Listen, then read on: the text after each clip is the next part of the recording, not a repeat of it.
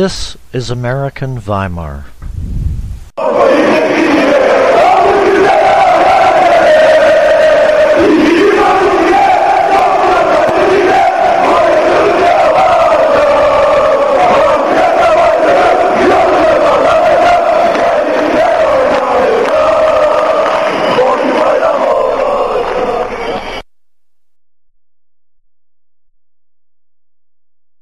Entrepreneur's Primer. Junior wanted money. Judy wanted time. So they saved their pennies, and they learned to rhyme. I have a little money. I have a little time. I render unto Caesar the fruits of Caesar's crime. So Junior got his M.B.A., while Judy stuck to rhyme. Now Judy's making money, while Junior's doing time.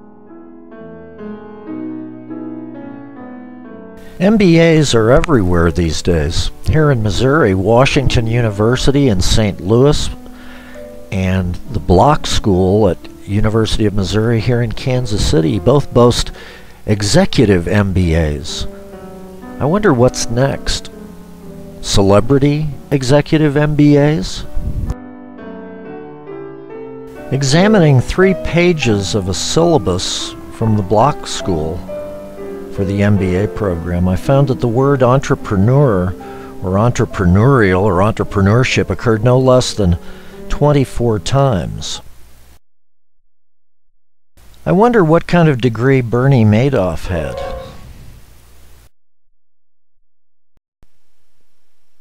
The Masters of Business Administration, or M.B.A., is the most worthless of degrees. It lacks any real discipline or knowledge base. It's a little bit of marketing, a little bit of psychology, a little bit of statistics and demographics, a little bit of advertising and technology, a little bit of this, a little bit of that. I want to talk about these 6 criteria for assessing quality of life, but I'm going to focus on the first 2 in particular, childcare and mental health, and then education. I want to focus on childcare and mental health first. This criterion may well be the foundation for all the others. Clearly, there's a profound correlation between the quality of nurturance we receive at each stage of our individual development and the degree of mental and emotional growth, health, and stability we experience later as adults.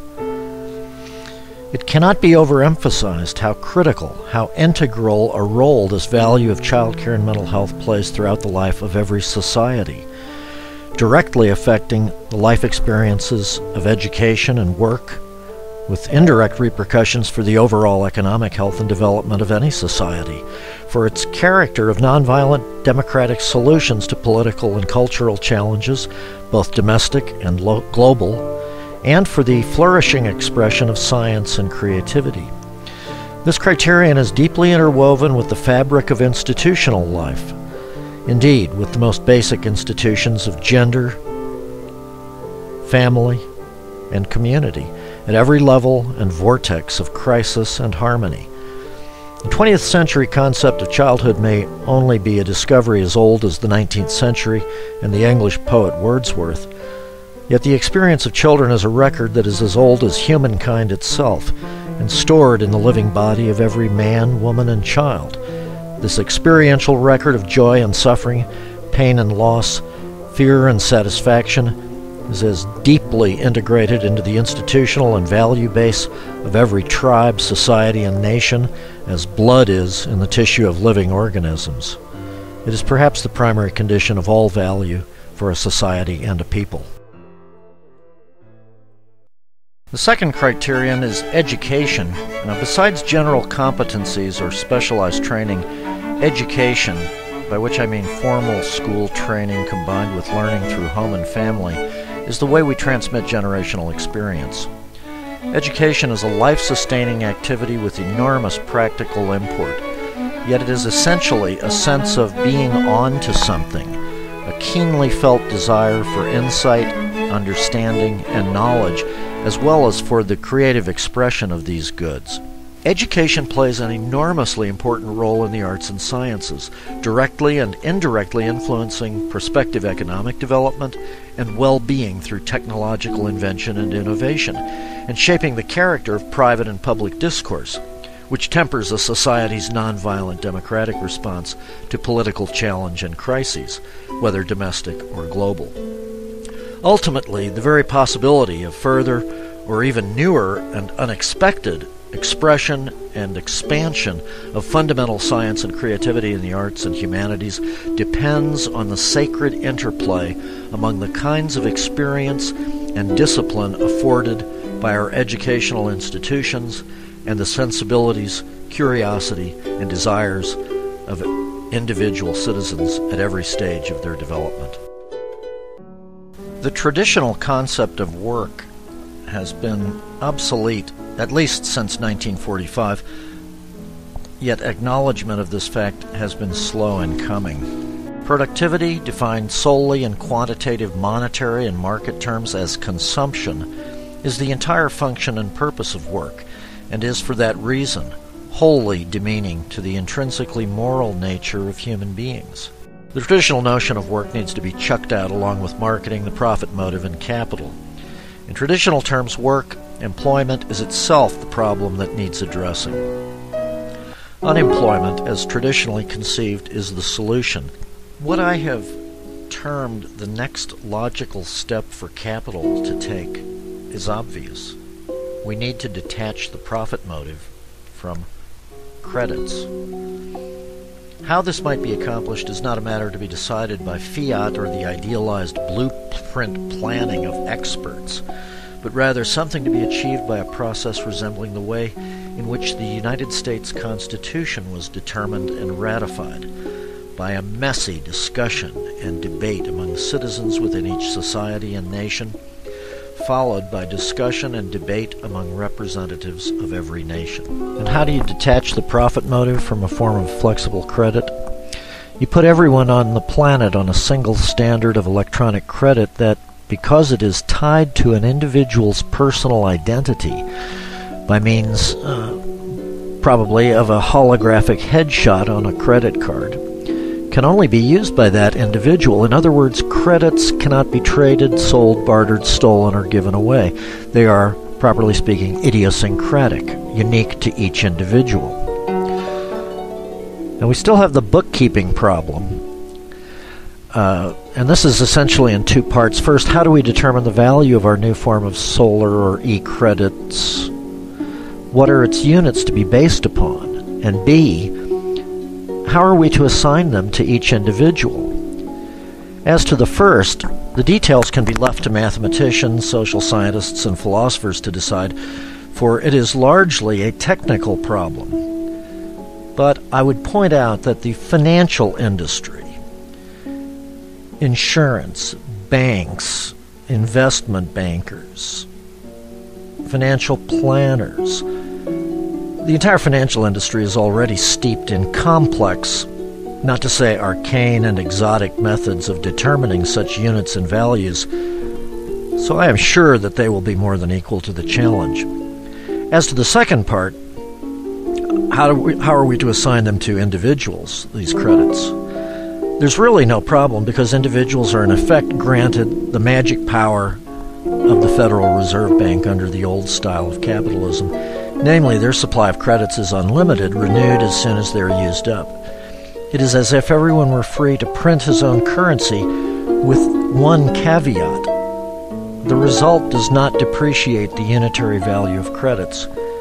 It's no longer possible to hoard, buy, sell, steal, or give away credits, and the profit motive that had run amok through the 20th and first decade of the 21st century and caused so much mayhem, death, and destruction will lose its allure and sway.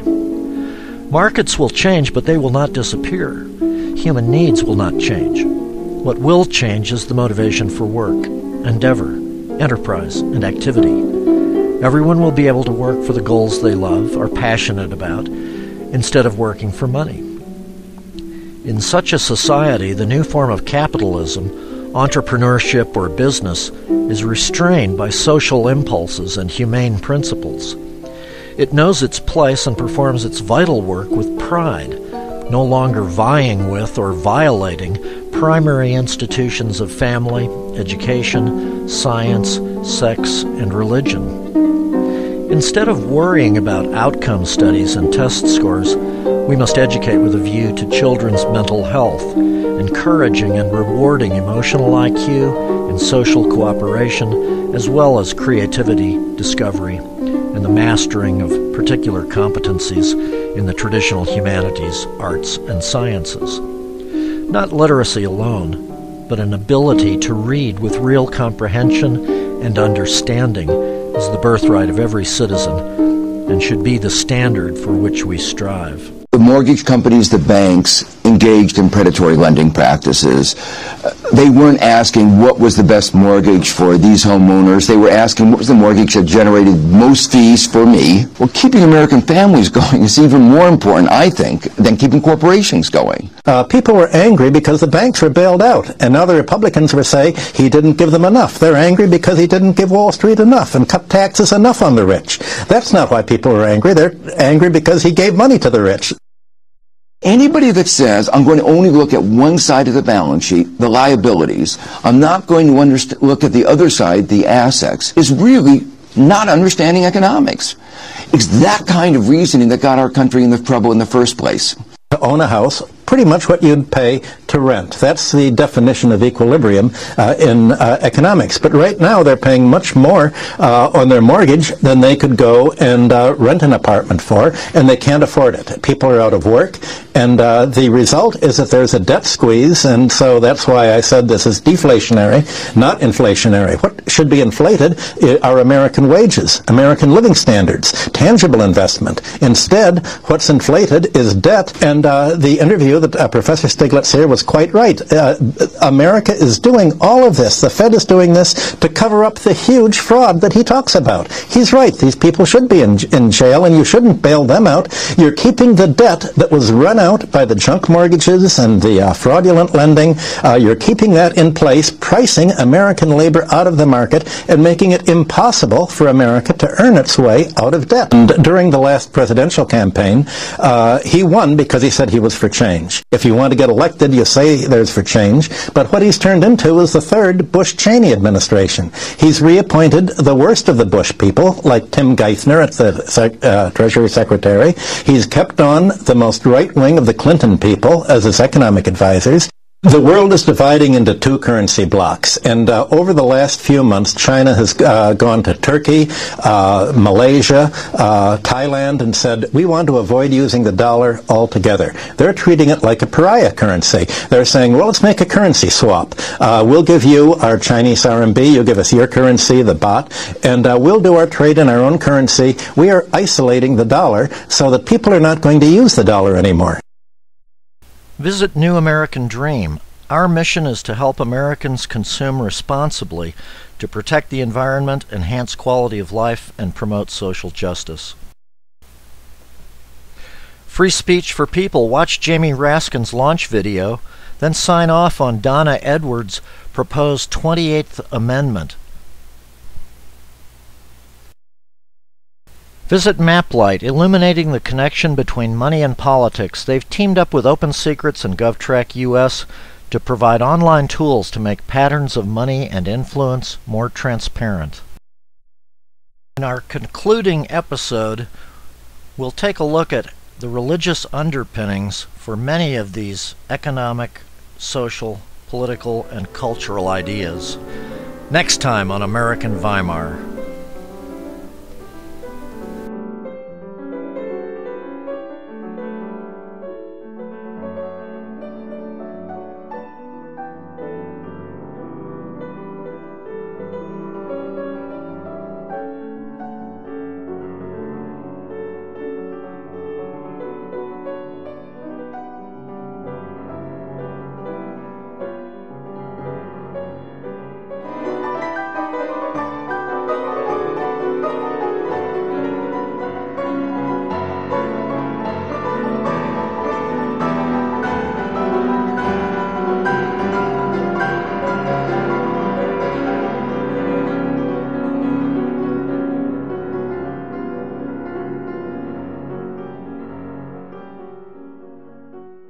This is American Weimar.